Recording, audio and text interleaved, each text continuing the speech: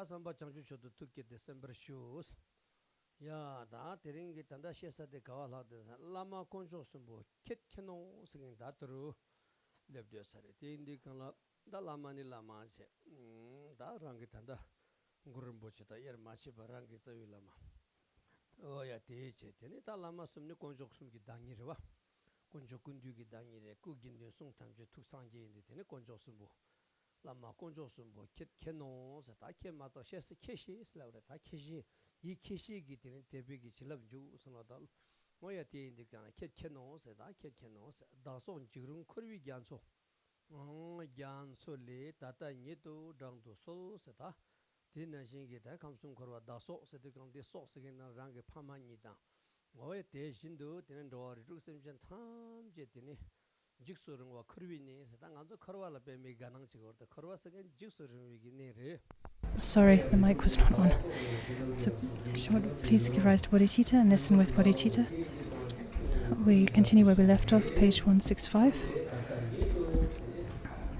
We're calling upon the teacher, meaning the guru, the precious guru, to look upon us, to think of us, to heed us, and we're placing our trust entirely in them.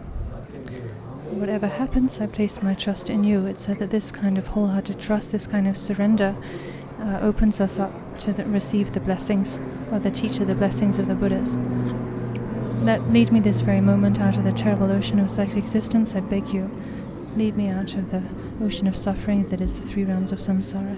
In this manner, make an effort to integrate your thoughts with the refuge prayer and recite it 100,000 and so on times.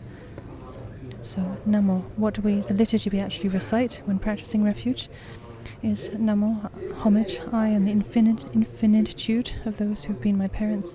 Numerous as space is vast. So I and all parents, all beings have been our parents at one point in the past, in one of our countless past lives. And you might not like having the same points laboured over and over again and repeated again and again. But our parents are so incredibly precious and important. Parents in this life and all other beings who've been our parents in our past lives. So it's so important that we take care of our parents, that we honour their kindness, that we appreciate them, that we care for them in whatever way we can. So while your parents are alive, you should make use of that opportunity. The opportunity to serve and help your parents, spend time with them, show them love and affection, take them on pilgrimage. That's a really wonderful thing to do, to help your parents go on a pilgrimage.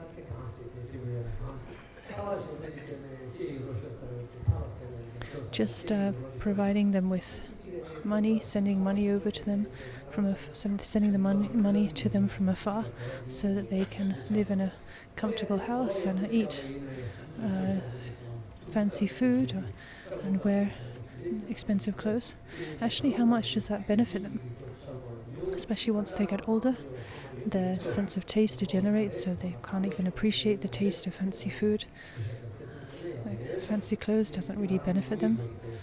Aside from keeping them warm, what more good does it do?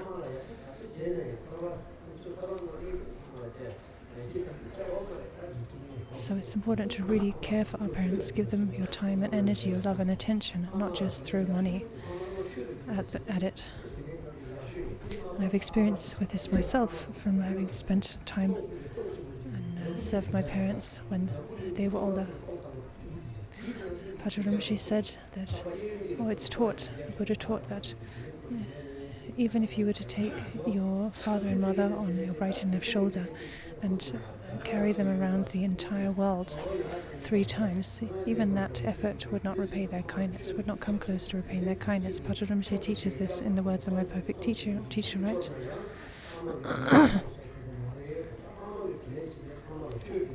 So how can we repay the kindness of our parents? By practicing the Dharma. By practicing the Dharma, applying ourselves to practice, chanting the money mantra and so on. Going on a pilgrimage, practicing Dharma in this and other ways. That is the only way we can really fulfill, repay our parents' kindness.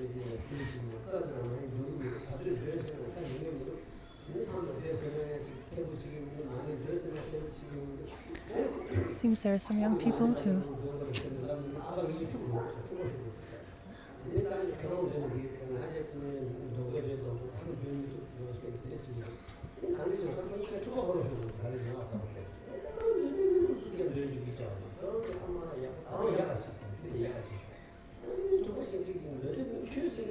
So there was someone who called me and asking for advice, saying, I'm trying to encourage my father.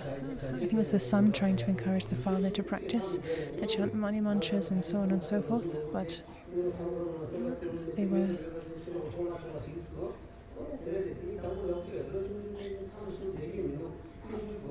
Sorry, I missed whether it was the father advising the son or the son advising the father, but basically one of them was advising the other to really, spend their time practicing, focus on the Dharma, whether it be on retreat, meditation, accumulating the money mantra and so on, but they just were not listening, and it's actually causing strife between the father and son.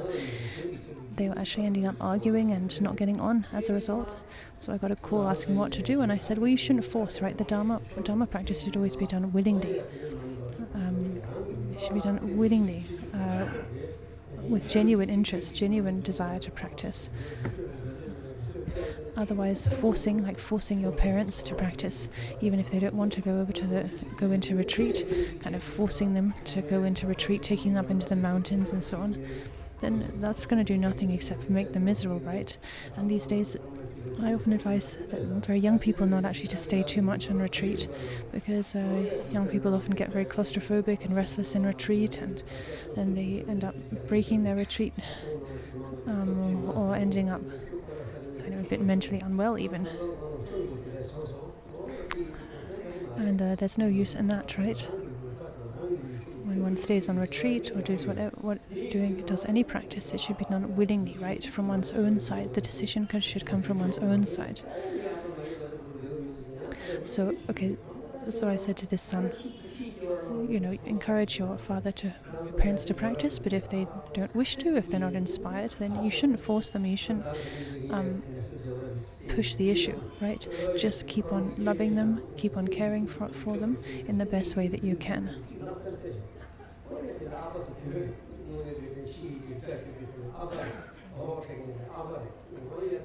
And most of all, just keep on recalling your parents' kindness, the sacrifices they've made for one, right? The fights they've fought for their children's sake, the sacrifices they've made for one's sake, the way that they've fed one, cherished one, cleaned you, nursed you and so on when you were young, father and mother both.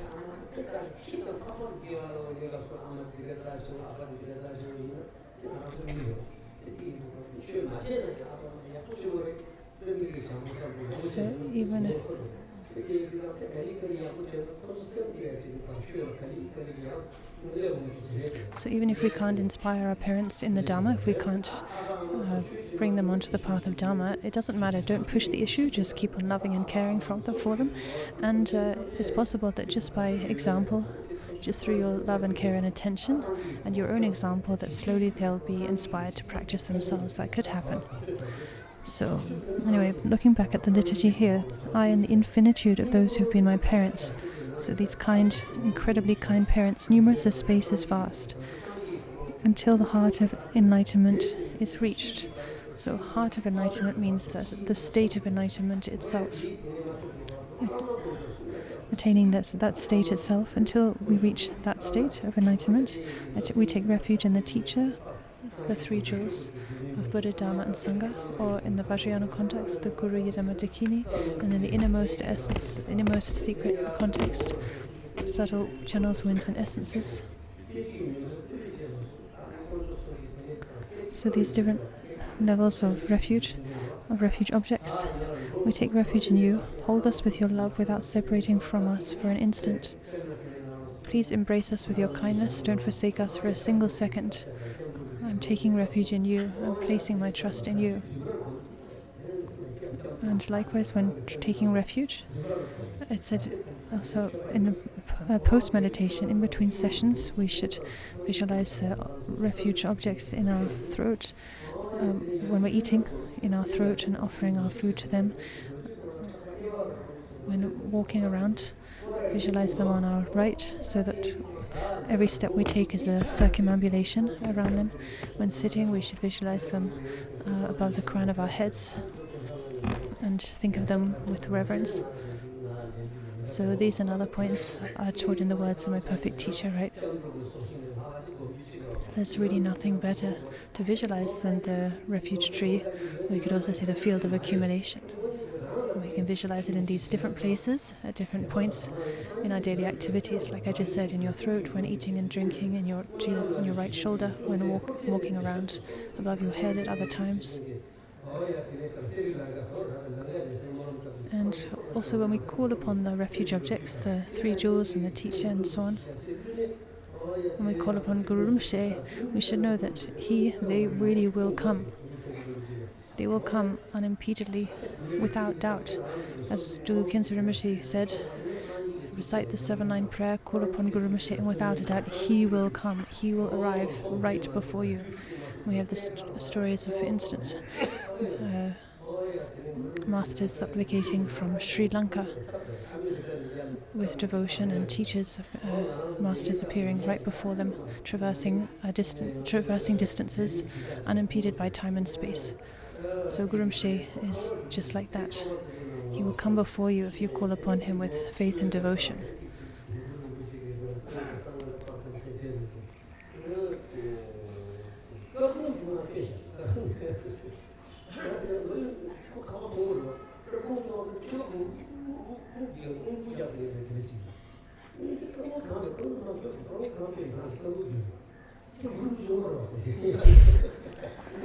One time we were doing puja and we lit incense and so on.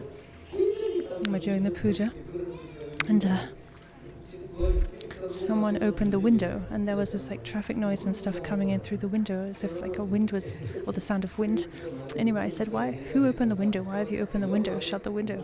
They said, well, we have to keep the window open, otherwise how is Guru Rinpoche going to get in? So some people have this idea, like Guru Rinpoche is obstructed by time and space, like as if the window or door is not open, he's not going to be able to get in.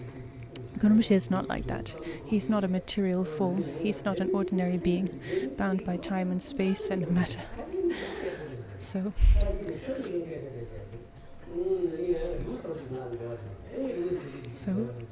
one time I was doing Ruwa Sangje, and I was asked to explain Ruwa Sangje. So I was given an explanation of this cleansing smoke offering.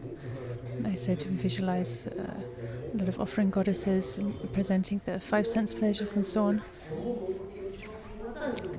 And this student, they were a foreign student. I'm not sure from which country, but anyway. And they said, this really doesn't appeal to me. I don't want to visualize all these women, all these women presenting the offerings. I don't like it. I said, well, what do you like? What works for you? So this student was maybe this because this.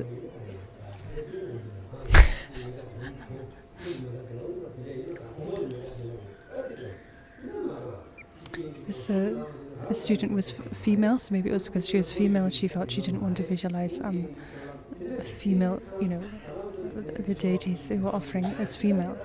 I don't know what it was about, but anyway.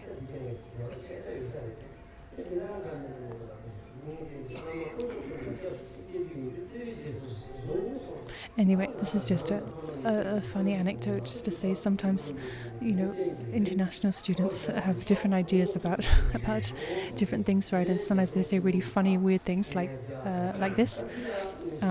Sometimes they say really pertinent and actually very things that are really spot on and insightful. Anyway,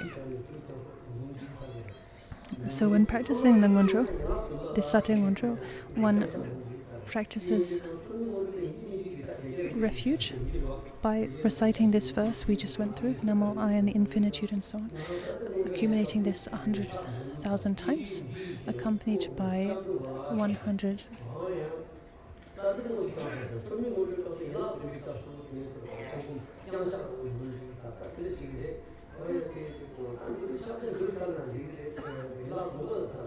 accompanied by 100,000 prostrations, half prostrations. So we do half prostrations when practicing the Sade Ngondro, and when doing the Truma Ngondro, then we do full prostrations while practicing the 7 branches in the Truma Ngondro.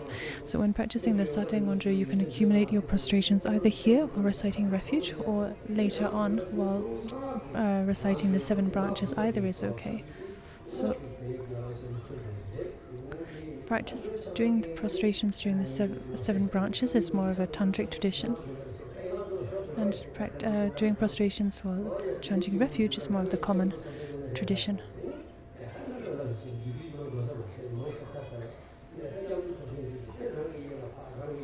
So again, we visualize the refuge tree in front of us. Before the refuge tree, we are seated. To our right is our father of this life. To our left is our mother of this life. And in front of us, all our enemies, all those who displease us, annoy us, irritate us. There's really no one. Our enemies are so precious. They actually show us such great kindness by challenging us. And behind us, in all the surrounding areas, all other beings of the 6 classes. And we lead them all in refuge, chanting these lines, going for refuge in the Guru, the Buddha, Dhamma and Sangha. Everyone recites together in unison, so this sound of us you all reciting fills the air.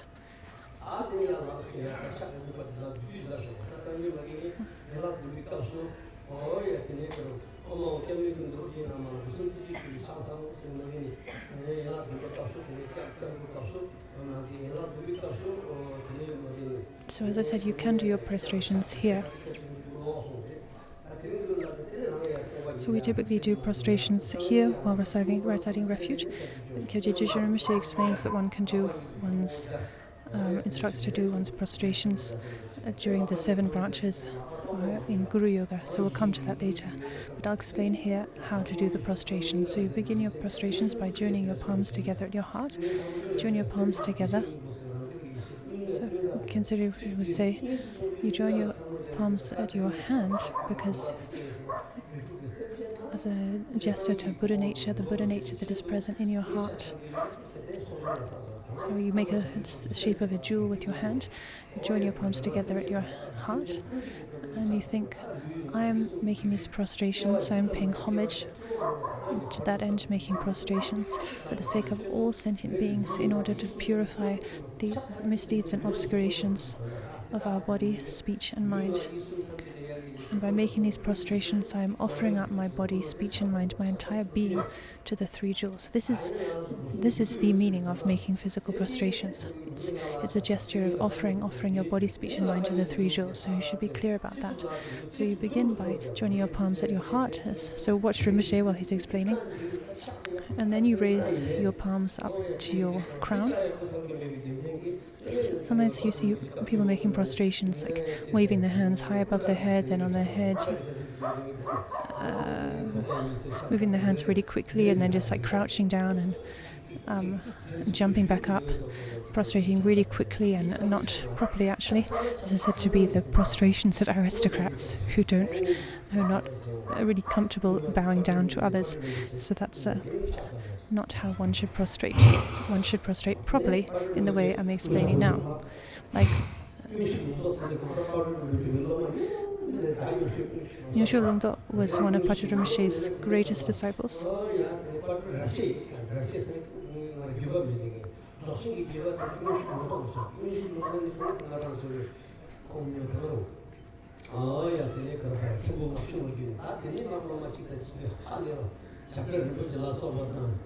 Who upheld the Dzogchen transmissions as passed through Kimbong Akchung and Patrul Rinpoche and so on.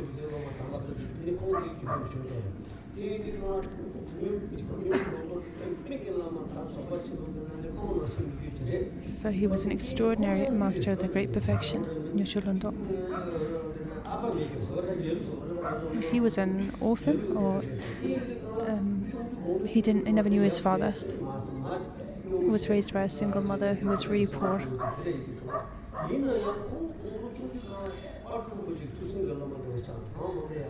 And from young, he was taken in by Patrul Rinpoche and one of his closest disciples.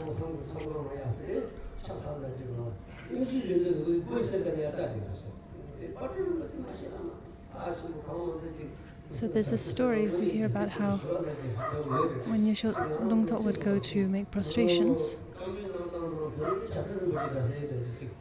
to Patrul Rinpoche. Patrul Rinpoche was such an incredible master, right? Inconceivable master. In terms of the way he talked and stuff, it seems he was quite like Chadru Rinpoche, pretty direct and like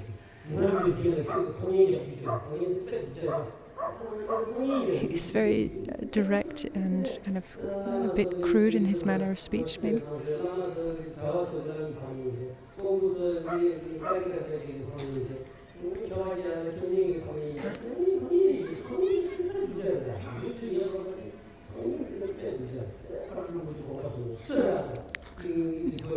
Nyosho Lungtok went into Patrul Rinpoche's hut and his residence and started offering prostrations to him, and Patrul Rinpoche looked down to where he was prostrating and said, "Who are you? Who's there?" I can't quite translate the insult, but Patrul Rinpoche basically said something very insulting to Nyosho Lungtok, and he replied, "It's me, master, it's me." And he said, "You don't know how to prostrate," basically, and then stood up.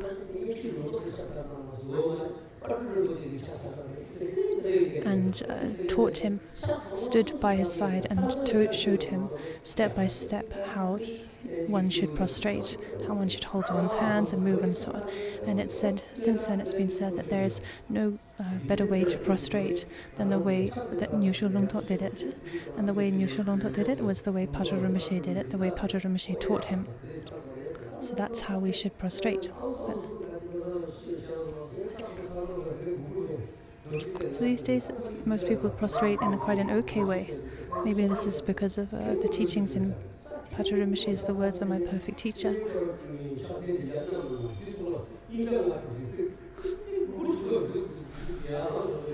When you prostrate, you should really take yourself completely to the ground.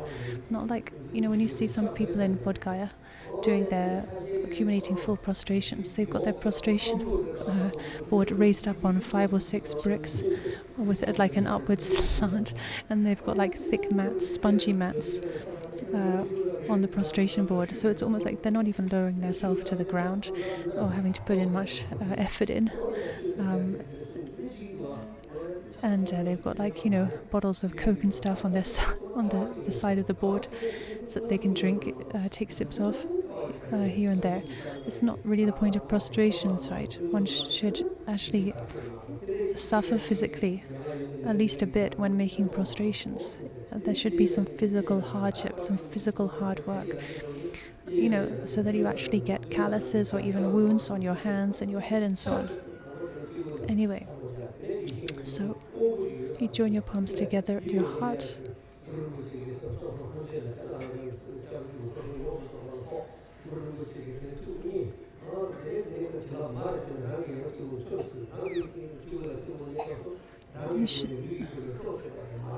And as you're doing this, you should visualize that from your heart, light rays radiate out to the refuge tree in offering to Guru Rinpoche and the objects of refuge. And then, in response,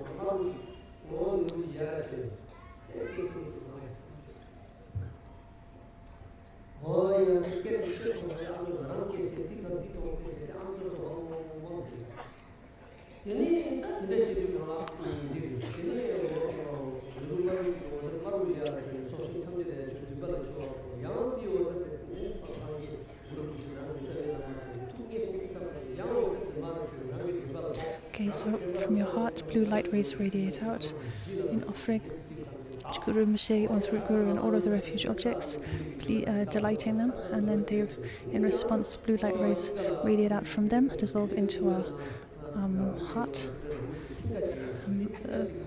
bestowing on us their blessings, purifying obscurations and so on. And then from our throat, red light rays radiate out, and likewise in response, red light rays radiate out from them, dissolve into our throat, and purifying all of our non-virtue of speech, obscurations of speech, from the four verbal non-virtues and so on.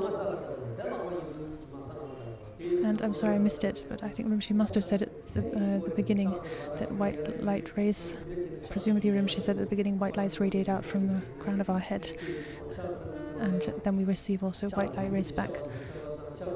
I'll try and check that later.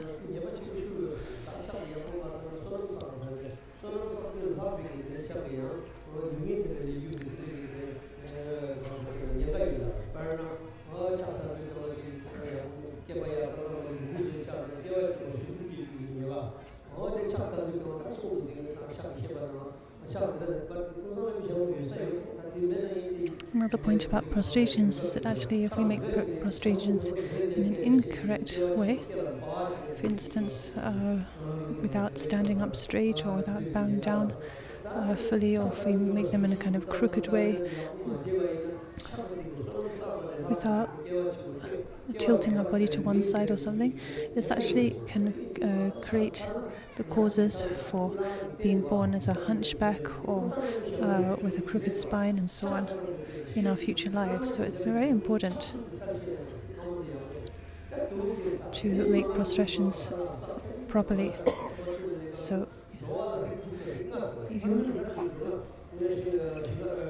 you start with your hands joined at your heart, then you raise them to your crown, your throat, and again to your heart, visualizing as explained. And then you bend down, placing your two hands flat on the ground, and you touch your forehead to the ground. Your forehead must properly touch the ground. And then as you stand back up, as you bow down, you should think, myself and all beings are paying homage. We're paying homage, entrusting ourselves to the refuge objects. And when you stand up, you should think, as we stand up, myself and all beings are being led to the glorious copper-colored mountain, to Guru Rinpoche's Buddha field, and being led to liberation. So again and again, as you prostrate, bending down and standing up again, you should visualize like this, think like this. And in this way you accumulate as many prostrations as you can, hundreds of thousands, however many. And at the end, when you're coming to bringing your prostrations to an end, you should make 3 slow, careful prostrations. And then visualize that, as it says, white light rays issue forth from the hearts of the objects of refuge. They touch oneself and all sentient beings, who are then dissolved into light and drawn up into the refuge objects. So oneself and all beings dissolve up into the refuge objects. All of the refuge objects dissolve into Guru Rinpoche. Guru Rinpoche then dissolves into light, and you rest in that state.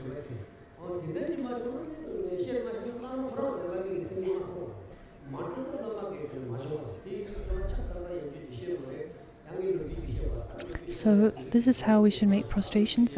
These points of, how to make a prostration, the way that you join your palms together and so on, should be applied all the time, not just when accumulating prostrations during Ngondro practice, but every time you make 3 prostrations to the teacher, to a shrine and so on.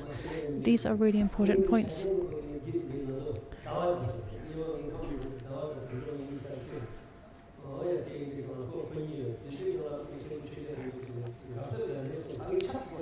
Okay, so now a story from when I was in Kham with Kimachugya Rinpoche, who was teaching a specific text. So I traveled there specifically from India to see Kimachugya Rinpoche. So this was after I'd spent sort of 10 years with Kimachugya Rinpoche and Khenpo Dazo Rinpoche. Several years back, I went back to travelled from India specifically to come to see Kimachugya Rinpoche.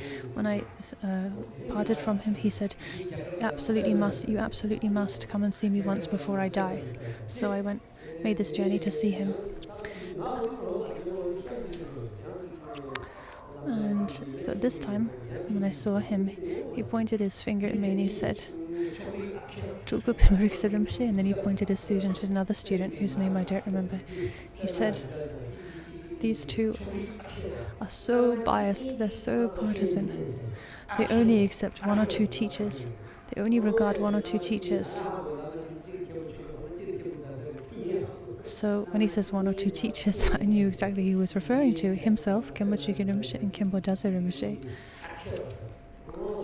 He's saying they're so biased, they're so partisan. So he gave me this scolding in front of all the other students. And they all the other students all teasingly kind of, looked my way.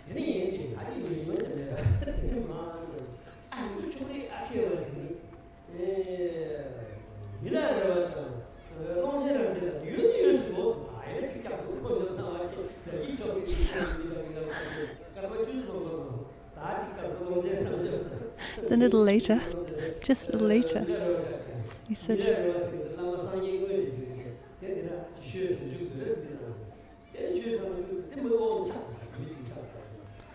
but this bias, it seems Jetsun Milarepa and Longchenpa, they also had this bias. So it's like the fault that he'd criticized us for, it was then elevated to being a great quality of masters like Milarepa and Longchenpa.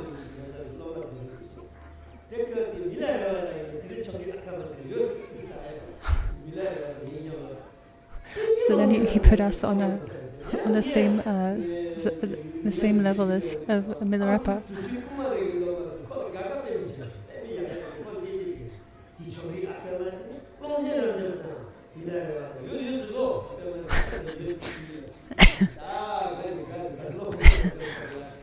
So I was so thrilled, Khenpo Chögyam Rinpoche had given me this scolding, but then just 10 minutes later, he'd kind of elevated that same scolding, turned it around and said, this bias, it seems even Longchenpa had it. So it kind of put me on the same level as Longchenpa. I was so thrilled.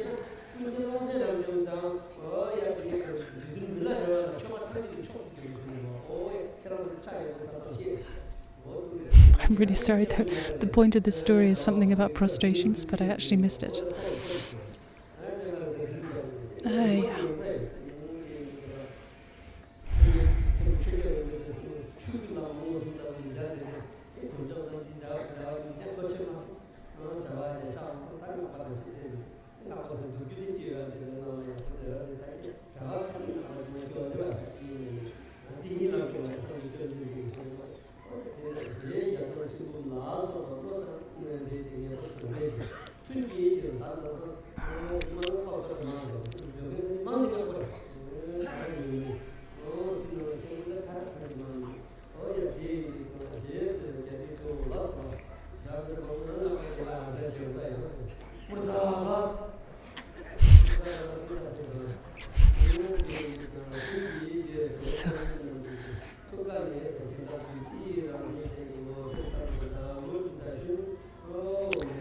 The retinues of the objects of refuge are gradually absorbed into the principal deities and so on.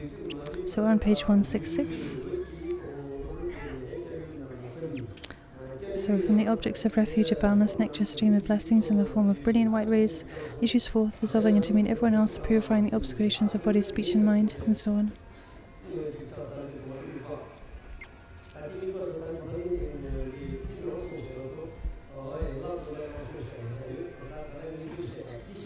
So the instructions on how to make a prostration, I think they're mentioned actually in the text when we come to the 7 branches, but anyway, I talked about them here. So if you make your prostrations when doing refuge, you need to know how to make them properly. Hence I explained them here, talked about how to make a prostration here. At the close of the session, seal the practice. Seal the practice, the prayers of dedication, and so on. Sorry, I think we're at the top of the page. Rest in equanimity in the uncontrived state of mind. So rest in the nature of mind. There's nothing more precious than that, resting in the nature of mind.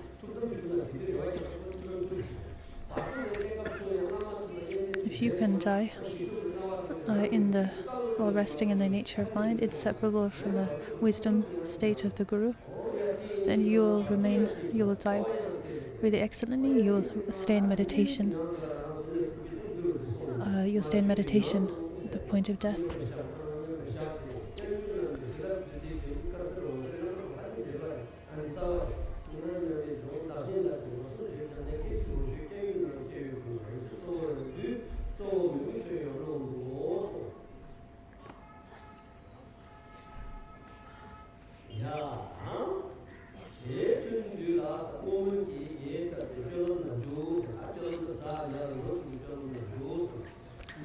The close of the session, seal the practice with prayers of dedication and aspiration before continuing with your everyday activities like moving around, eating, and so on. In the evening, when you go to sleep, do not dissolve the object of refuge, but imagine yourself going to sleep with your head directed towards it. Think the objects of refuge are above my head, and fall asleep meditating with devotion. If you make really genuine prayers and practice like this, then even in your dreams you will see the refuge tree, meet your guru, and so on. So dreams are just deluded states. There's nothing that's special about dreams, but if you practice like this, then your practice too can become your dreams too can become part of your practice.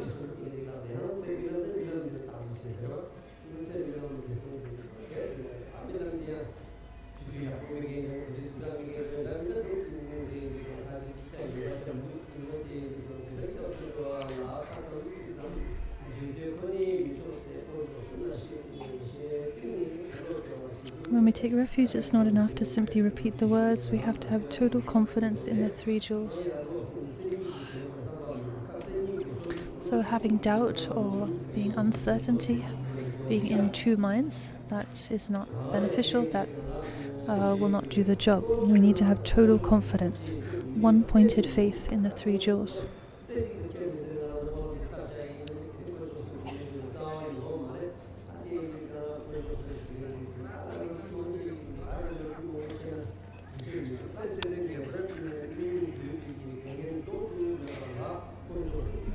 If you're confident in them, then it's quite impossible for the three jewels' compassion to not have the power to protect you.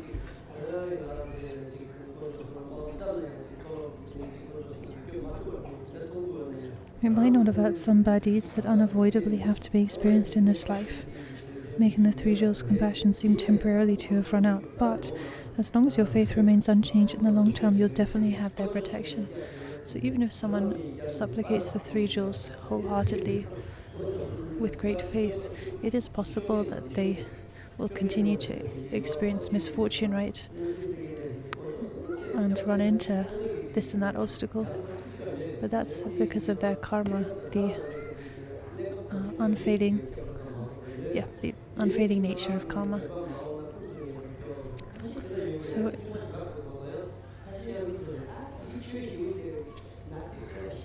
So you see some practitioners who really like practicing so earnestly, but they are sick and suffer in various ways. And then you see other people who don't practice at all. They actually do a lot of harmful things, but they enjoy good health and seem to be enjoying a lot of luck. And seeing this, that some people get the wrong idea. They think that, because this and that practitioner is suffering and is sick, that therefore Dharma practice doesn't work. Like, there's nothing in it. But actually, as a practitioner, to encounter illness and suffering and so on, that's actually a better thing. Better than having good luck and having everything go smoothly.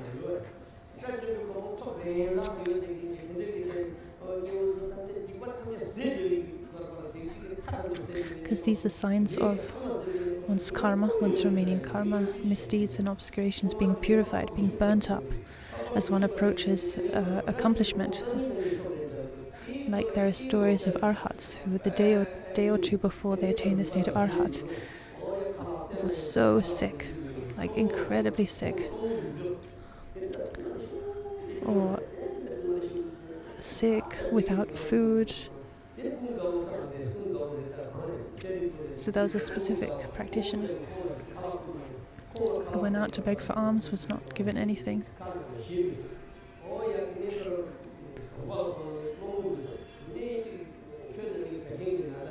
Was really sick, unable to, even when they did get food, they weren't unable to actually digest anything. They became so frail and skinny. They basically became a skeleton. They really suffered from lack of food, from being unable to eat, from sickness.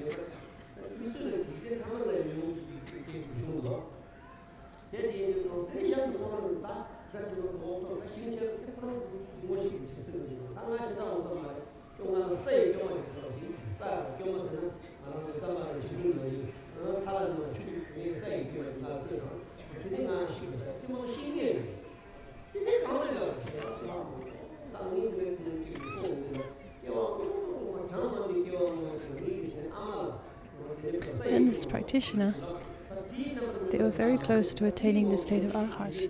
They saw with their clairvoyance that they were experiencing the suffering of starvation and so on as a result of something they'd done in their past life. In the past life, he was in an area afflicted by famine. Everyone was starving to death.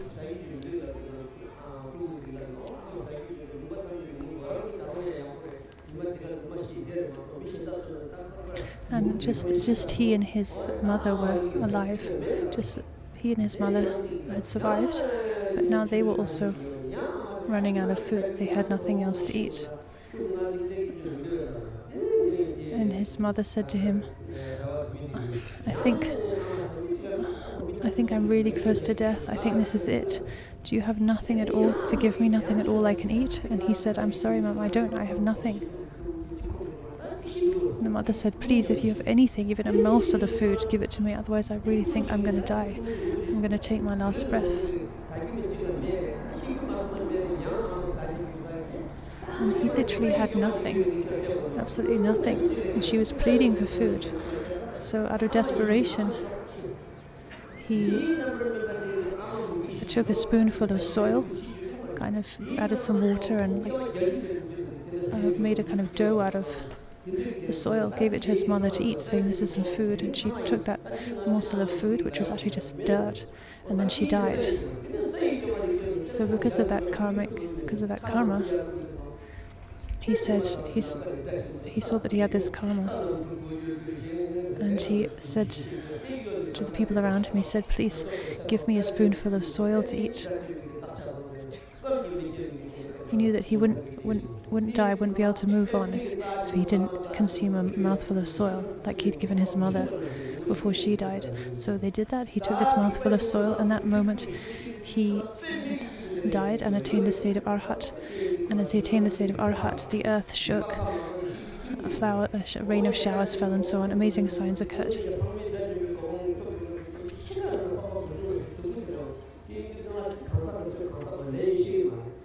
So this is to say that you really do not know what's going on with people who are suffering and so on. Actually, what karma is being purified and where they are at.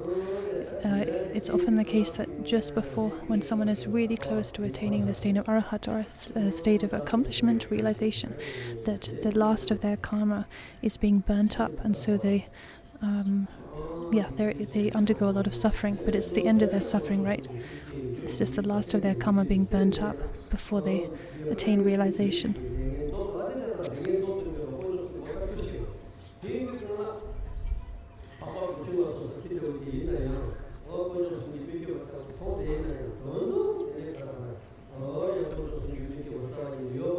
So it might look like some people who place their trust in the three jewels are being neglected by the three jewels because they're suffering so much, like this arhat, right?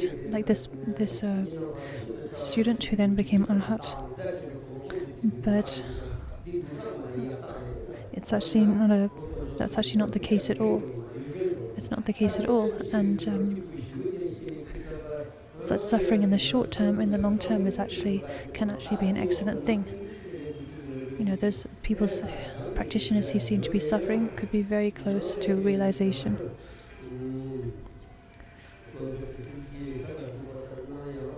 So as long as your faith remains unchanged, in the long term you'll definitely have the protection of the three jewels. Nowadays we get discouraged at the smallest mishap and think the three jewels have no compassion.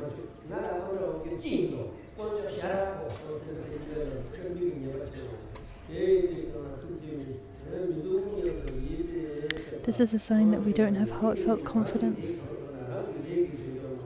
If any suffering we experience is the result of our own karma. It's the ripening of our own karma.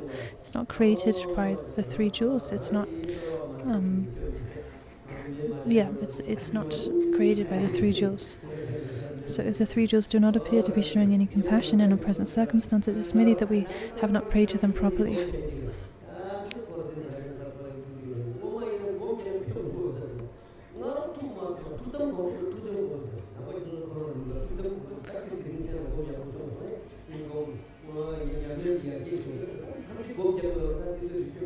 So in the past, like up at Namka Kyungsung, everyone was devoted to practice and meditation, not busy running here and there, doing business and talking about visas and stuff.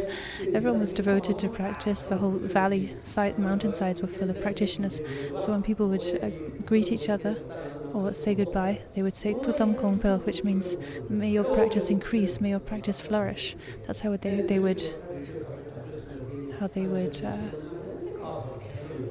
say goodbye to one another. Well, how they would greet one another or say goodbye. Anyway, Tutam Gongpel, may your practice flourish, because that was their kind of main concern. What they were thinking about doing. These days, it's no longer like that.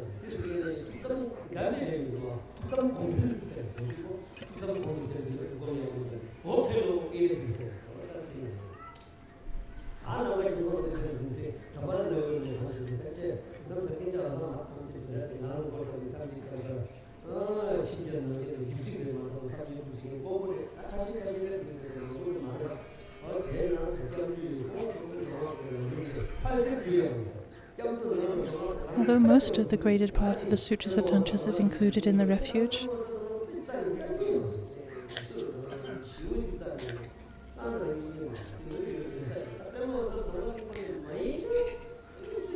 this was Pimosol Dongling said, or I thought it was he who said it, but actually when I tried to find that reference in his text the other day, I can't find it there, so maybe it was actually another text, another author. Maybe Dujun Rinpoche's Namta Puji Turgal text. And it must be in one of those, either Pimosa Dongla Rinpoche's Namtar or that Turgal text by Dujun Rinpoche. It's taught, whatever practice you're doing, such as refuge, you must know how to include all other points of practice, including the great perfection, into that practice. Like if you're prostrating, you must know how to include the practice of the great perfection in your practice of prostrations. If you're practicing the subtle channels and winds and so on, and yogic practices, you need to know how to include the practice of refuge in those yogic practices. So, as it says here, although most of the graded path of the Sutras and Tantras is included in refuge, we need to know how to include the path of Sutras and Tantras, the whole path of Sutras and Tantras, into refuge.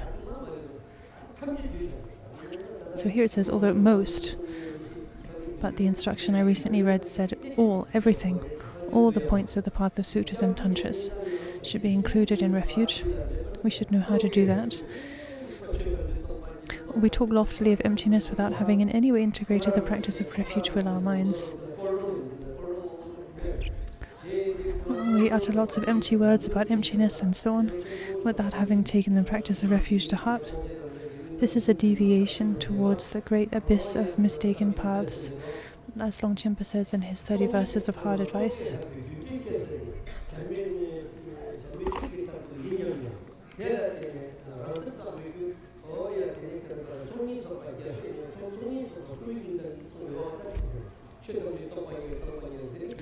So you talk on and on about emptiness, and all the time denigrating karmic cause and effect, virtue and non-virtue. You'll never realize it that way. So just as Guru Rinpoche said, though your view is higher than the sky, your conduct should be finer than a flower. So to this end, Longchenpa ends his verse saying, practicing, accumulating merit is the heart of my practice. Or take the accumulation of merit as the heart of your practice.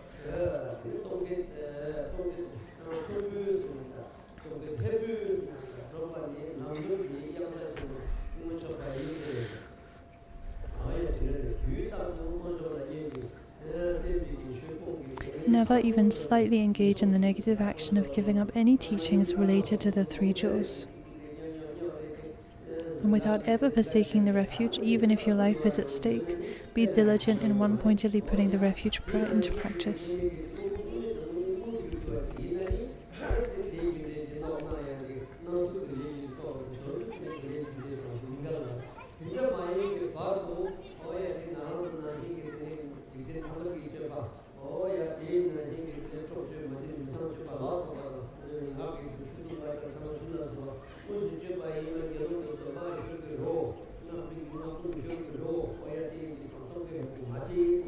So we should never denigrate karmic cause and effect, virtue or non-virtue, criticizing teachers, belittling the importance of cultivating virtue, shunning non-virtue,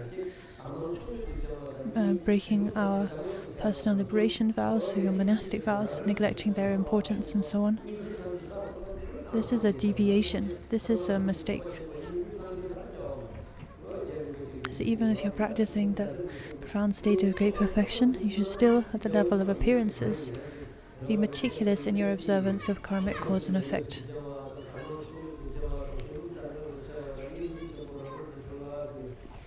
One should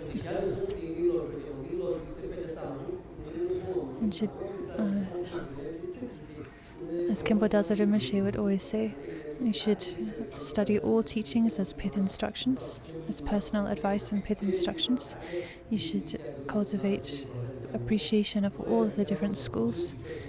You should cultivate boundless pure perception, and so on. One should cultivate boundless pure perception. Whether you're studying Madhyamaka Pramana, according to which school, Nyingma, Geluk, Kagyu, Sakya, you should take all of those teachings as personal instructions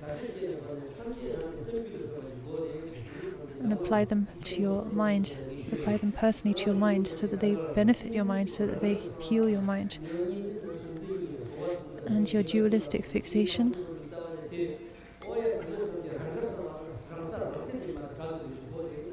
you need to practice and apply yourself so that your dualistic fixation is undone, your dualistic fixation is released. These are the words of Jeru Mishe Tsongkhapa. Khenpo Daza Rinpoche would quote them all the time. So holding on to all sorts of biased partisan attitudes, like I'm Geluk, and within Geluk, or I'm this from this house and that house, or I'm Nyingma, I'm Sakya, I'm whatever. Having this kind of bias and prejudice, there's nothing more rotten and foul smelling than that. So as Jeru Mishe Tsongkhapa himself said, cultivate appreciation of all four schools, cultivate boundless pure perception.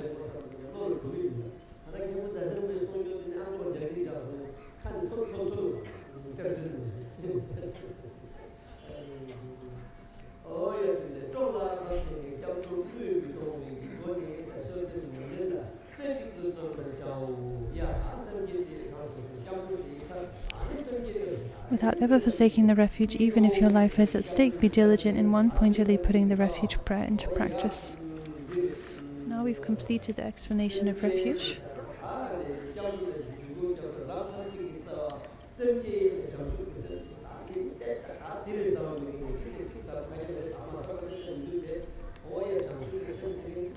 come to bodhicitta, arousing the mindset on supreme enlightenment.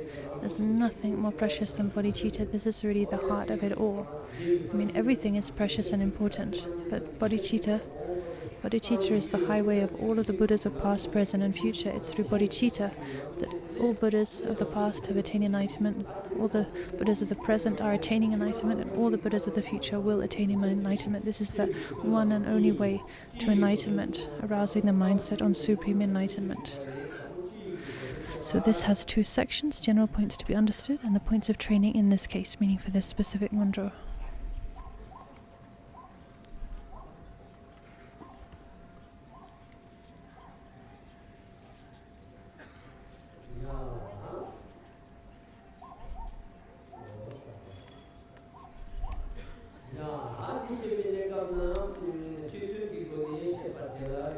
General points to be understood. This has 7 parts, the definition of the arousing of bodhicitta and so on. We're now on page 169.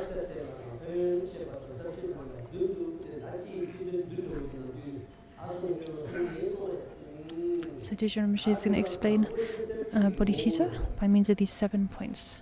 So first of all, the definition, the essence of bodhicitta, of arousing bodhicitta. So the definition is, the arousing of bodhicitta is the wish for others' benefit to attain perfect Buddhahood. This is how it's defined in Maitreya's Ornament of True Realization. Whether we say definition or essence, we're talking about the same thing. So Longchenpa said, as Khenpo Chögyam Rinpoche explained, Longchenpa says, when we say essence in the text, the essence of this or that, we're talking about the definition, the defining characteristics of something.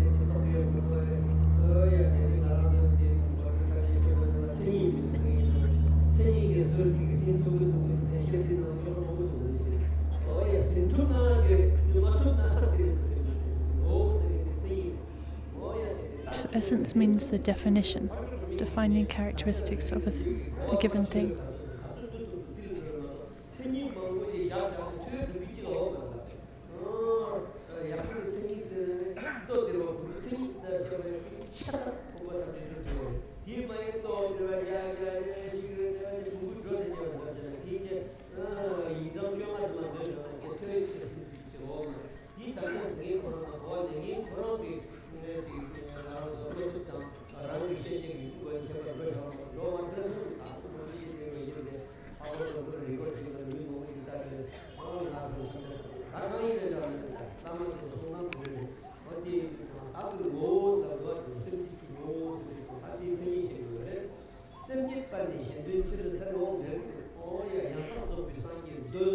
The arousing of bodhicitta is the wish for others' benefit to attain perfect Buddhahood. So we talk about relative and ultimate bodhicitta. And this definition that we have here pervades or applies to both relative and ultimate bodhicitta both.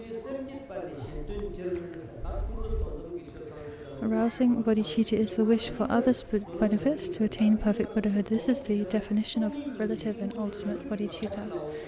As Sarahas said, as Nagarjuna said, it's emptiness with a core of compassion. This is the sole part. Through this alone is enlightenment accomplished. So bodhicitta has 2 aspects or 2 factors: compassion focused on sentient beings and wisdom focused on enlightenment. So the compassion focused on others' benefit and wisdom focused on the attainment of perfect Buddhahood. Bodhicitta must be endowed with these 2 factors, whether it be relative bodhicitta, even more so ultimate bodhicitta. It's for the benefit of others, all others, that I will attain perfect Buddhahood. This is bodhicitta. And the way that bodhicitta is generated or enacted differs according to the different levels of teachings, sutra and tantras. But in essence, this is bodhicitta. This is the essence of bodhicitta. A mind endowed with these 2 factors, compassion focused on sentient beings, wisdom focused on enlightenment, namely the wish to attain for others' benefit, perfect Buddhahood. So that's the essence, the defining characteristics of bodhicitta.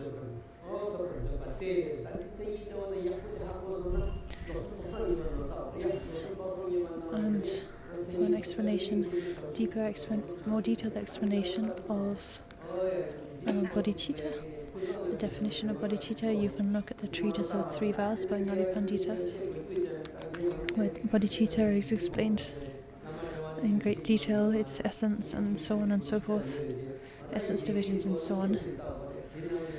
So for more detail you can look at the treatise on the 3 Vows and the Prajnaparamita scriptures, namely the Ornament of True Realization, Loshin Dhamashiri's commentary on the 3 Vows, where you find incredibly clear, detailed, precious explanations, but I'm not going to go into those details here. After all, most of the students here are lay students and not scholars.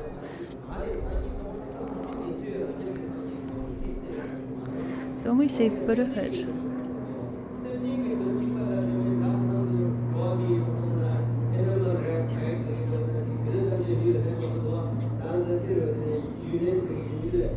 we're talking about perfect Buddhahood, right?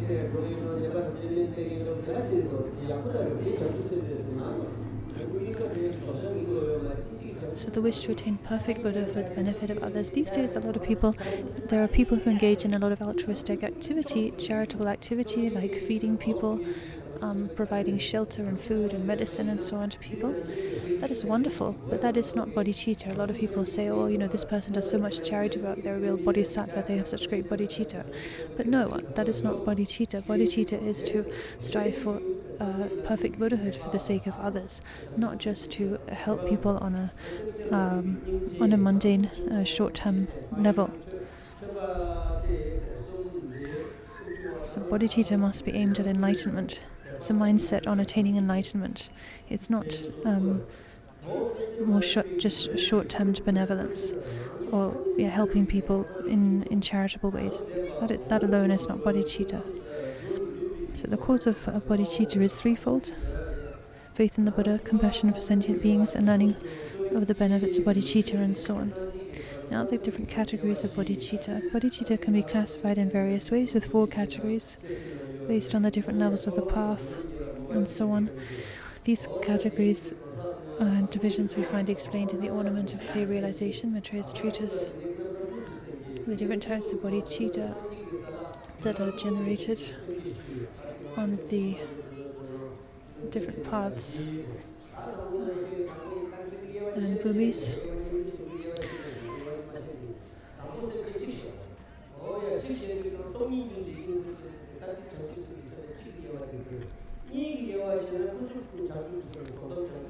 So we can say there is one type of bodhicitta. The one type of bodhicitta is emptiness with a core of compassion. If we say there are 2 types of bodhicitta, those 2 types of bodhicitta are relative bodhicitta and ultimate bodhicitta. We said talk of 3 types of bodhicitta, make a threefold division. We can talk about the shepherd-like bodhicitta, ferryman-like bodhicitta, and king-like bodhicitta. We talk about 4 types of bodhicitta. But sticking with the threefold division, the shepherd-like bodhicitta is to just like a shepherd herds all his sheep in front of him, and this is a bodhicitta that thinks, first of all, I will establish all others at level of perfect Buddhahood, and only then will I attain Buddhahood myself. The ferryman-like bodhicitta is to think, I will lead all beings to perfect Buddhahood at the same time as myself, just like a captain of a ship reaches the other shore at the same time as his passengers. And then we have king-like bodhicitta, which is to think, first I will attain perfect Buddhahood myself, and then once I've attained Buddhahood and I have that ability, then I will lead all others to Buddhahood, like a king who first of all establishes his kingdom, his wealth and so on, and then uses that to help his subjects. So this is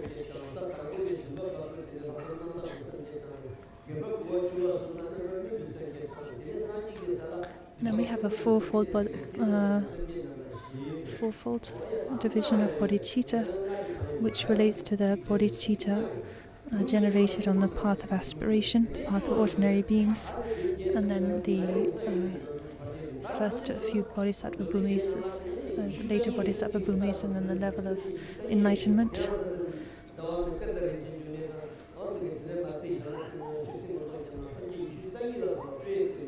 And then there's likewise a fivefold division of bodhicitta and so on, up to 22 categories of bodhicitta. All these details can be found in the Ornament of Clear Realization, amongst other texts. However, so there are all of these different divisions and categories when it comes to bodhicitta. However, the most widely known and easily understood are the two categories based on their characteristics. So a twofold division based on the characteristics of bodhicitta. These are namely bodhicitta in aspiration and bodhicitta in action, which are, simply speaking, like the difference between the wish to go somewhere and actually setting out. So the wish, may I attain enlightenment for the benefit of others. How wonderful would that be? That is the bodhicitta of aspiration. It's a mindset.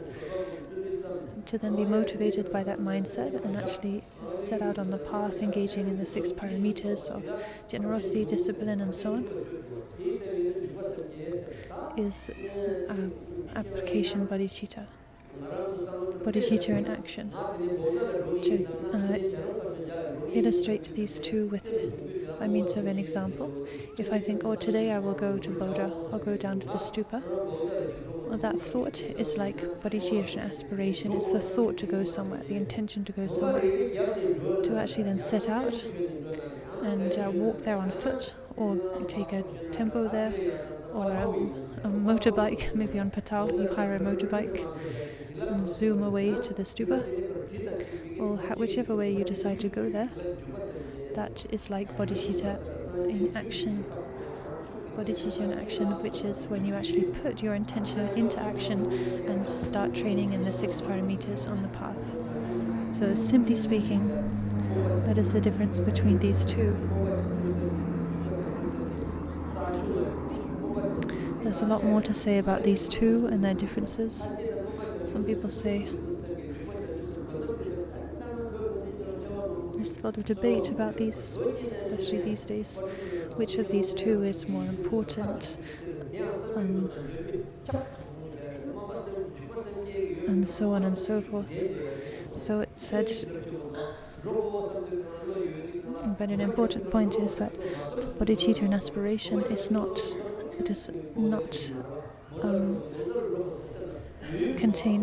necessarily contain bodhicitta in action, but bodhicitta in action automatically contains bodhicitta in aspiration.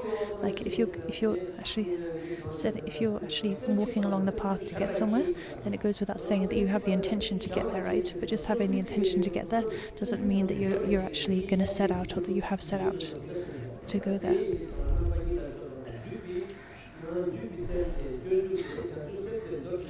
And we have this quotation from bodhicitta, from the Way of the Bodhisattva, about bodhicitta.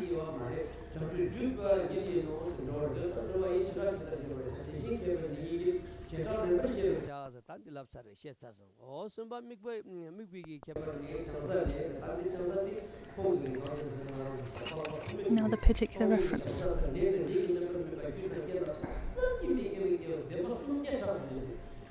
Declares in Bodhisattva, the Torah's Bodhicitta declares the Bodhisattva levels. The Bodhisattva levels is a treatise written by the great master Asanga. It's several hundred folios long. It's incredibly precious text. It presents all of the different stages of the path, the Bodhisattva bhumis.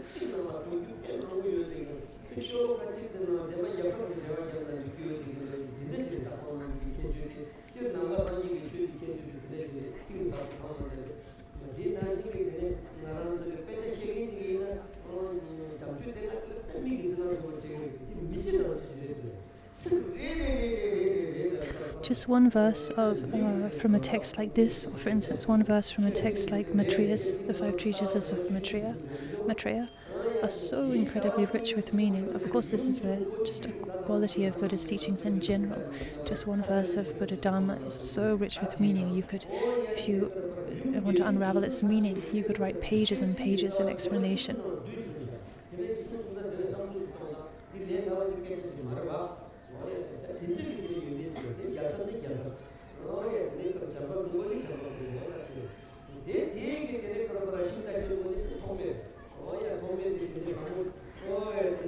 So such are the qualities of these 5 treatises of Maitreya, the regent Maitreya, our future Buddha. And the one who brought his teachings onto our world is Asanga, the master Asanga, one of whose compositions is the Bodhisattva levels. It explains there that to arouse bodhicitta is to focus on enlightenment and to focus on sentient beings.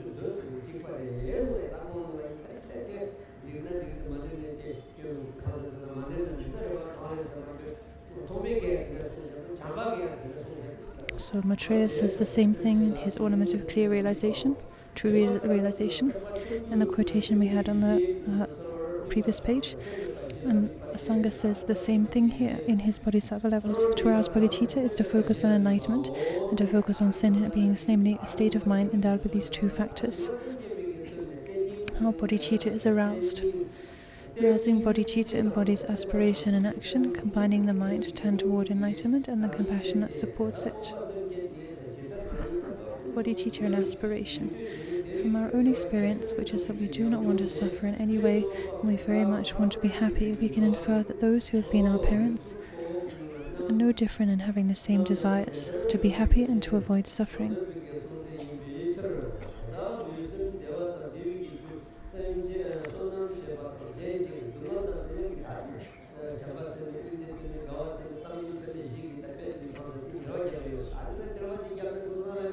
So for this we arouse bodhicitta and aspiration by means of 2 pledges, a pledge to the cause and a pledge to the result.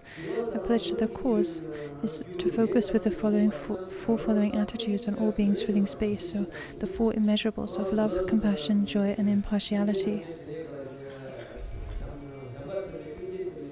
To have immeasurable love, immeasurable compassion, immeasurable joy and immeasurable impartiality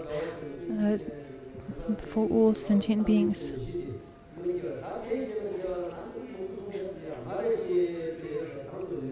To arouse these, first of all, one recognizes that all beings have been our mothers.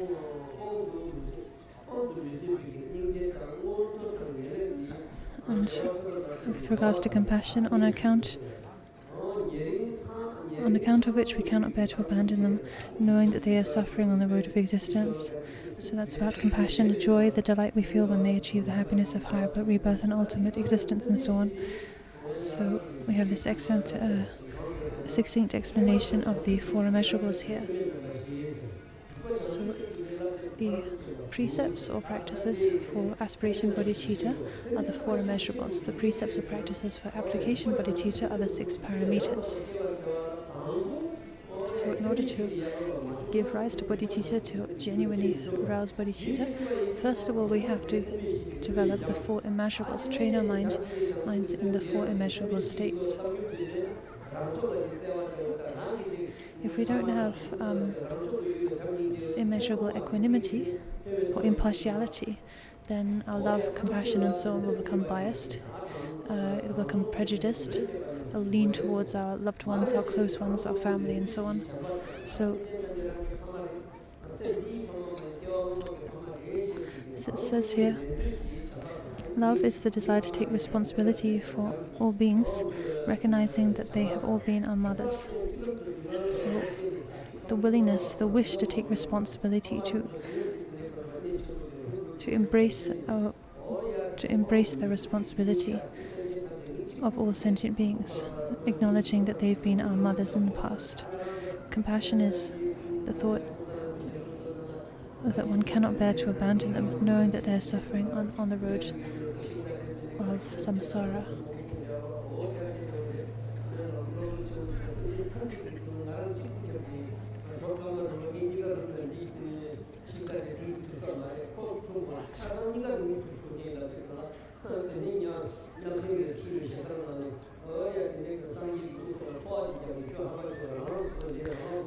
Like the compassion we see Buddha gave rise to, Buddha Shakyamuni, before he was Buddha. In one of his previous lives, he was actually in the hell realm, and he was being forced to pull a chariot with another hell being. And no matter how much they pulled, they just couldn't shift it, and they were being beaten and whipped, harassed by all the henchmen there. And Buddha, in his previous incarnation, he thought, well, why should this other man, hell being, suffer? let me pull the chariot so that he can find some reprieve. He gave rise to this great compassion, altruistic compassion. And the moment after that, the henchmen were so outraged, they beat him so hard he died, and through the power of this compassion, he was reborn in the higher realms. So compassion like that, this compassion that finds other beings suffering unbearable and wishes to alleviate them from it.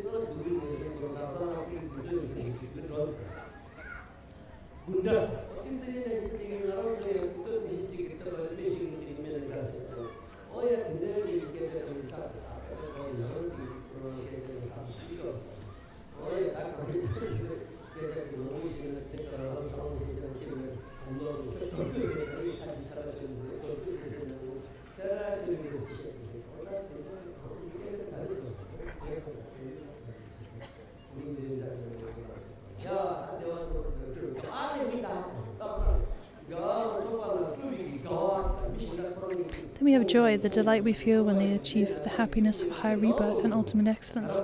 The delight we feel when someone enjoys good health, when they enjoy wealth, comfort, success, praise. We should delight in that, we should rejoice in that, instead of immediately feeling suspicious, skeptical, jealous. Like when you see a good practitioner, instead of rejoicing, you think, oh, I bet they're a fraud. Probably it's all just artifice, a superficial show. You doubt others, you're suspicious of them, you're critical. You feel jealous instead of rejoicing in others' qualities. So rejoicing, this quality of joy, sympathetic joy, is so important. As I said, when you really rejoice in someone's qualities and virtue, you attain merit along with them. Like in the chapter on meditation in Shantideva's The Way of the Bodhisattva,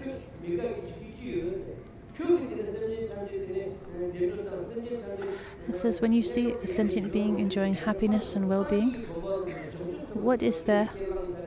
What can you find there to dislike? What is there?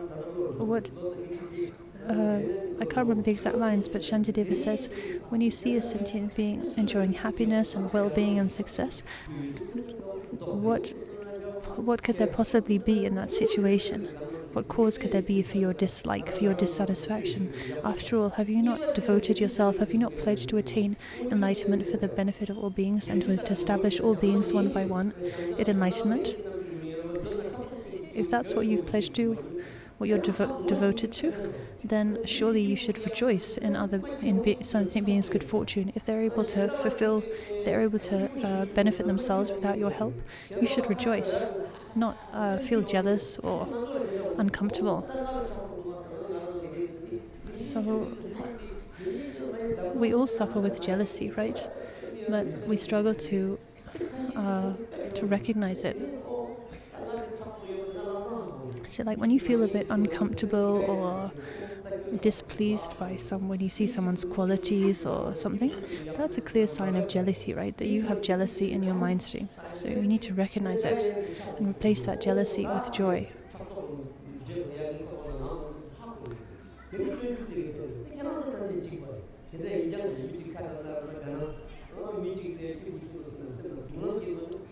So if you feel a kind of satisfaction when you see someone suffering or having bad luck, and if you feel uncomfortable, you feel like there's a thorn digging into you when you see someone who's happy and successful, that's a clear sign that you are harboring jealousy. A clear sign. So we need to recognize this. We all need to recognize this and train in rejoicing in others' good fortune.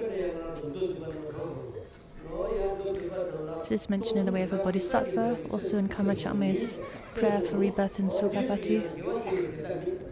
if you can rejoice, as Buddha himself said. Forget about those texts, even Buddha's own words. We find Buddha saying, if you rejoice in others' merit and others' virtue, you will attain that virtue yourself through the power of rejoicing.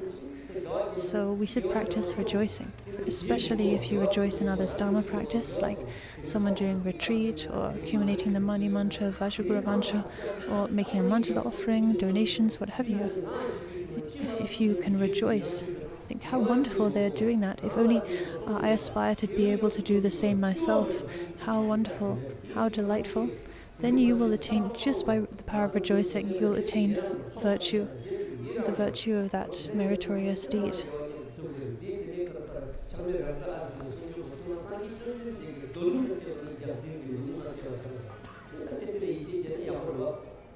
So it's good if we can trust what is taught by Buddha, what is taught by Kamachakme in his Sukhavati aspiration and so on, and really practice rejoicing and apply these points to our heart.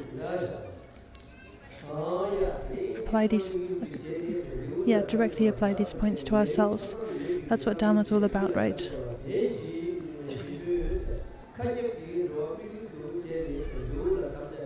These four attitudes are called boundless because they focus on all the realms of beings, filling the furthest reaches of space with no distinctions and no limit to their number.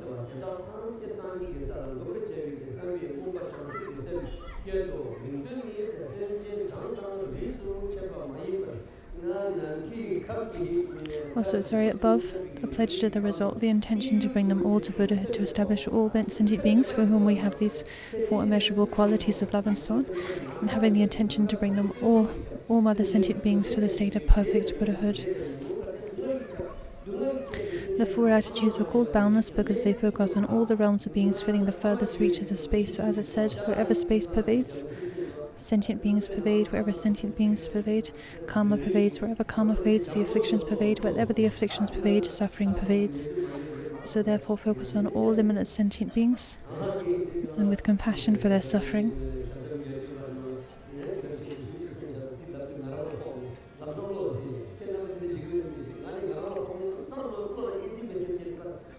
So it's my habit when I come across an instruction or some lines of teaching that really touch me, that really kind of strike me and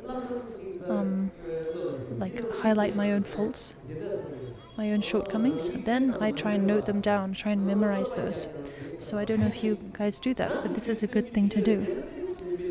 The lines of teaching, instructions that really kind of strike you personally, right, that touch on your own shortcomings, your own flaws, those are the teachings we should really take to heart. Otherwise, as it said, Dharma debate and discussion that doesn't strike your own faults is just empty talk. Dharma recitation that doesn't transform the mind, that doesn't penetrate the mind, is just like a parrot's repetition of mantra.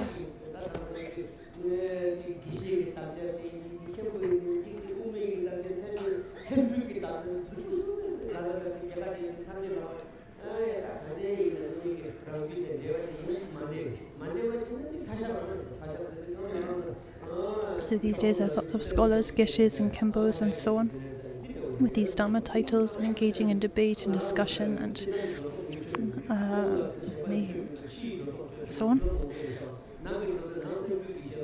If the debate, all of that debate and discussion is actually touching their hearts, and they're taking it kind of personally, a personal, practical approach to that, then that's good. But otherwise, there's really nothing impressive about all of that scholarly debate and all of that talk. It's not much more than empty talk.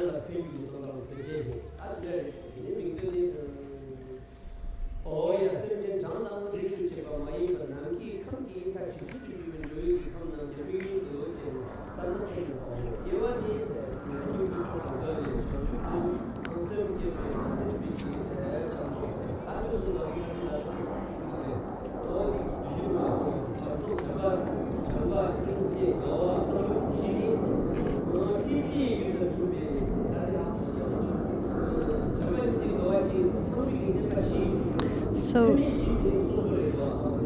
here then we have a quotation distinguishing the four immeasurables from the four states of Brahma. So, or the four abodes of the pure, as it's translated here. One love and the other three, love, compassion, and so on, are not backed by bodhicitta. They are merely causes of happy existences, and then what we call the four abodes of the pure. When these same four, love, compassion, and so on, are permeated with bodhicitta, and they create the cause for going beyond suffering. Then they're called the four boundless attitudes, or the four immeasurables. So we should be aware of this distinction. These four qualities, love, compassion, and so on, are meditated in other traditions and contexts, but they're not trained in an immeasurable way, they're not trained in an immeasurable way. So in those contexts, they are merely the four abodes of the pure, and they lead to rebirth in the state of the pure, or the state of Brahmans, high heavenly realms. But when they're permeated with bodhicitta, then they qualify as the four boundless attitudes, and they are causes of bodhicitta. So this is an important distinction for the scholars amongst us.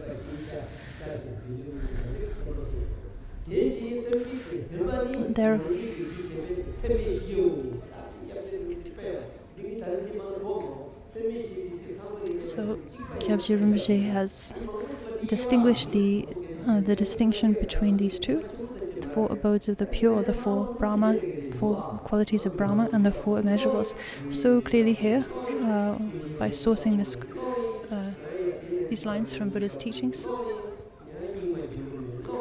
And I've read so many teachings, literally hundreds of volumes of teachings. The collected words of the Buddha, all of its more than 100 large volumes, collected works of so many authors, Longchenpa, Mipam, Patra Rinpoche, Rongsompa. Rinpoche mentioned lots of authors just then.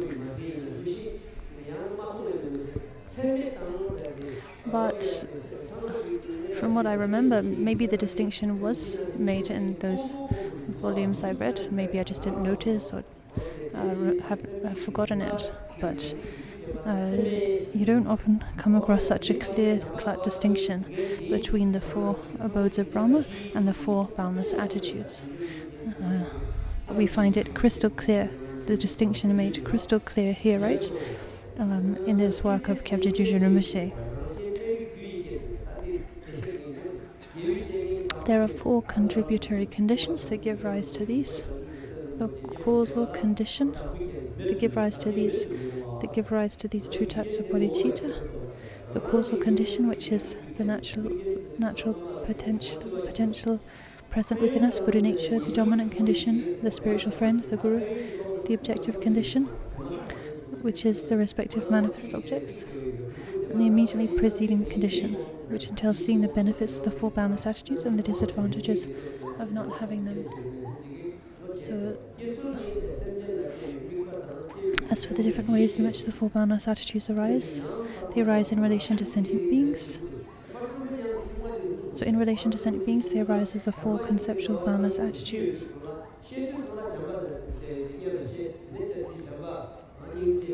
So when explaining the four immeasurables, they're explained beginning with love, compassion, joy, impartiality. But Pajari Rinpoche explains that this is how the order they're explained in. But when you actually meditate on them, you should begin by meditating on impartiality. Otherwise, your bodhicitta will become biased. There's a danger your bodhicitta will become biased, prey to partiality, focused too much on your loved ones, on the people closest to you. So that's why when meditating, one should meditate first on impartiality. By meditating on impartiality, one should cultivate the mind of a seer, of a rishi. A rishi engaging in charity. So what this means is a rishi, when giving to others, they give equally to all, to high and low, close and near, friends and foes. So that is how we should give when we give.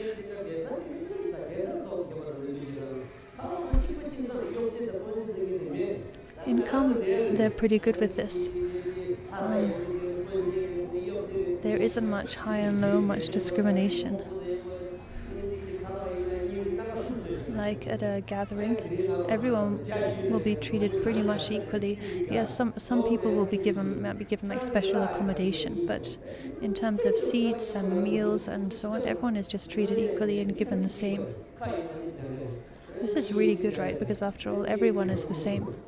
Here in other areas, I think she said, like sometimes in central Tibet, there's all this hierarchy, and some people are given special treatment, and other people are given like a lower seat, so on and so forth. But really, we're all the same, right? We're all people.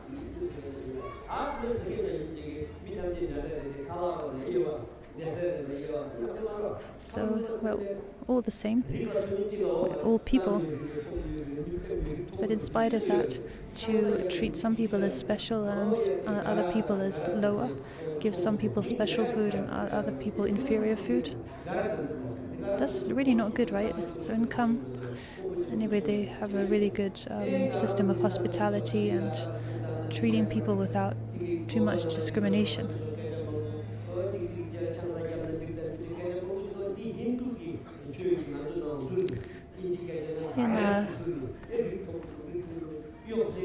In the Hindu tradition, there's all sorts of talk about caste and high and low, and certain castes not being able to do this. Certain people aren't allowed into this and that temple, and certain people aren't allowed to marry people of a higher caste, and so on.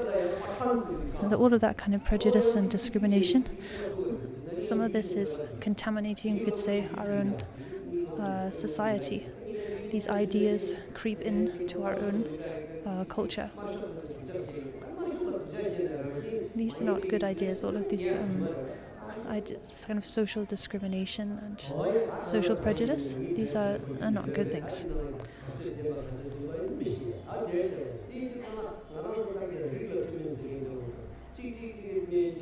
So regarding some people, some families and castes as being higher, others as lower, and so on, that's prejudice, and that's not a good thing. We should not fall prey to such mindsets. So we should cultivate impartiality, and when training in the four immeasurables, we should first begin with impartiality. If we begin with impartiality, then when we move on to cultivate love, compassion and joy, love, compassion and joy will be without discrimination, without bias. So that's why Pacharamiti said, when training in the four immeasurables, you must begin with impartiality, even though when explaining the four immeasurables, they are typically explained beginning with love and ending with impartiality. Now, bodhicitta in action. Bodhicitta in action comprises the intention to strive for perfect Buddhahood oneself, in order to bring beings who fill the whole of space to Buddhahood, and the execution of that intention by training in the 6 transcendent perfections.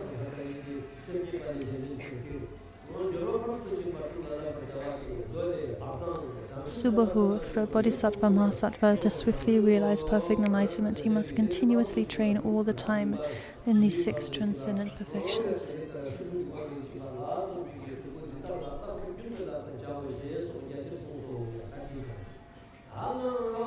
The ritual for taking the vow. So how do you take the bodhisattva vow? What's the ritual? The different rituals that come from the tradition of the profound view. So there are 2 different traditions for giving the bodhisattva vow. One is the tradition of the profound view, and the other is the tradition of the vast activity. In scriptures like the ornament of the Mahayana Sutras, the differences between these 2 traditions are explained in great detail. The tradition of the profound view is the tradition of the Madhyamaka. The tradition of the vast activity is the tradition of the Chittamachan, or mind only. And then there's a special tradition of the mantra vehicle, which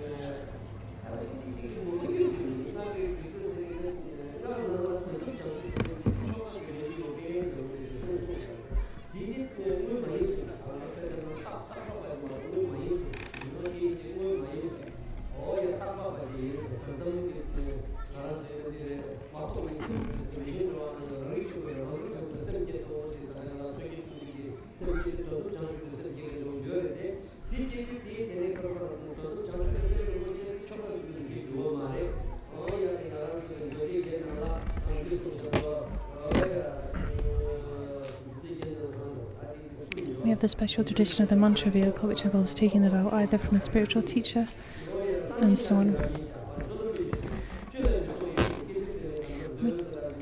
We talk about taking the bodhisattva vow. It's only relative bodhicitta that can be engendered, that can be attained through a ritual.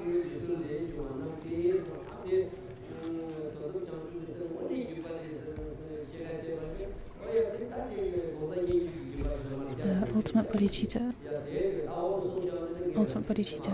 cannot actually be gained through ritual, cannot be attained through a ritual or through reciting lines of liturgy and so on. It can only be attained through practice and realization. So we might... There are indeed, in different liturgies, like in Sokya and so on, there are lines of liturgy we chant giving rise to bodhicitta that describe the arising of ultimate bodhicitta, but ultimate bodhicitta really can only be given rise to by attaining direct realization ourselves. Relative bodhicitta, though, can be given rise to by taking the vow during a ritual from a teacher, or as it says, by using a support of the three jewels, or by visualizing them in front of one.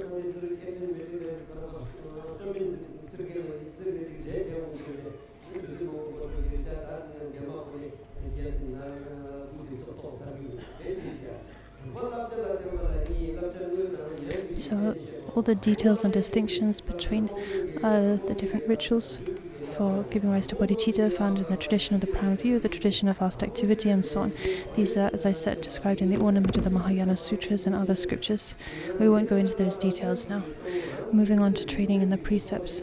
This involves two parts, the actual precepts and an explanation of the circumstances in which bodhicitta declines. So we have the precepts of bodhicitta in aspiration and those of bodhicitta in action.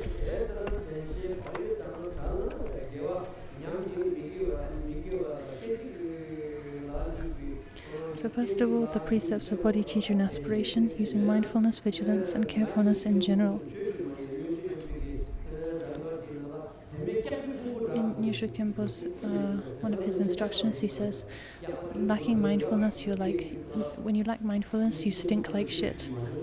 I never got to receive teachings from Nyosho Khenpo in person, but I've read some of his teachings, and he has this instruction on mindfulness, and he says, when you lack mindfulness, you're just like a pile of shit. So we really need to cultivate mindfulness. But that said, there are many different types of mindfulness: conditioned mindfulness, intrinsic mindfulness, and in the tradition of Mahamudra they enumerate 4 types of mindfulness, and so on.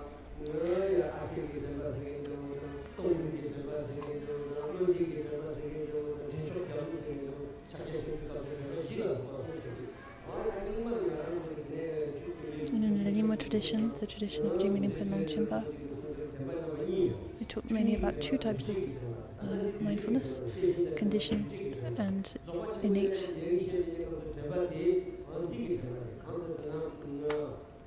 In the context of the Great Perfection, when we talk about practicing mindfulness, maintaining mindfulness, we're talking about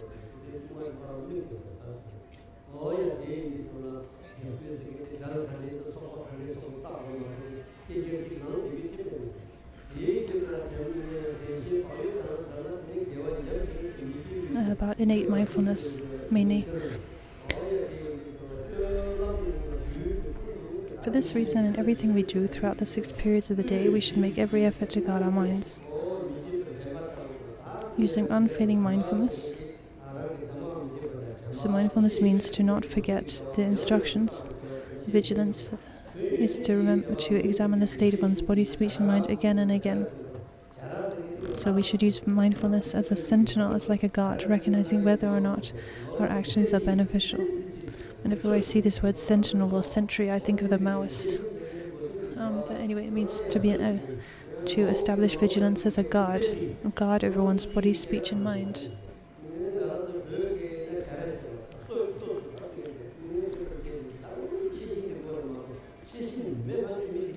When you lack vigilance, then you really cannot accomplish anything, whatever it might be.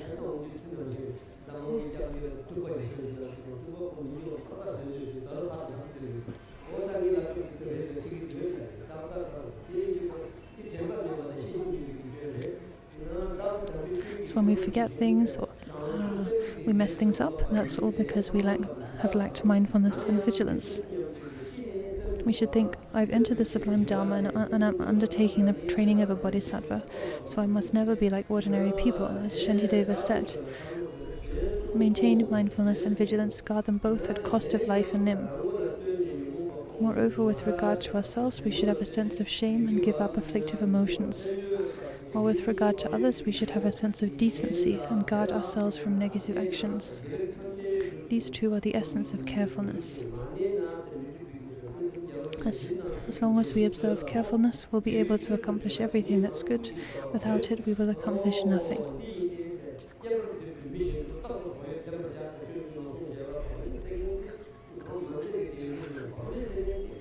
Carefulness or caution is such an important quality. When you become careless, then disaster ensues.